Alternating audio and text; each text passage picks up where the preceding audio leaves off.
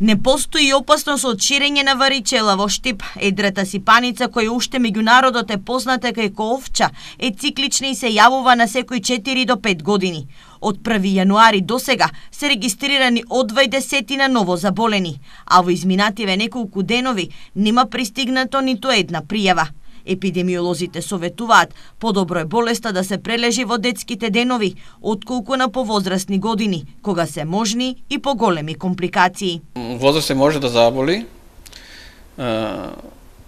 и тоа е опасноста. Ако не заболи во детска возраст, а заболи во повозрастни години, тоа ќе се појавува едно друго заболување, херпес зостер, кое што е слично, меѓутоа многу потешко од големата сипаница.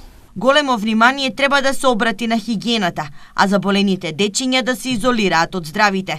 Сипаниците најмногу се шират во градинките и училиштата. Проветрување на просторијата, нарешно кај што ако има веќе некој болен, да не се доближуваме многу блиску до болен кај што има. Проветрување на просториите во училниците, меѓу секој час, да не се собират во поголеми групи без потреба.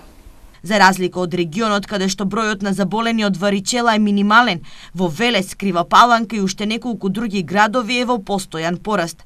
Засега ресорното министерство во ниту еден од овие градови нема прогласено епидемија.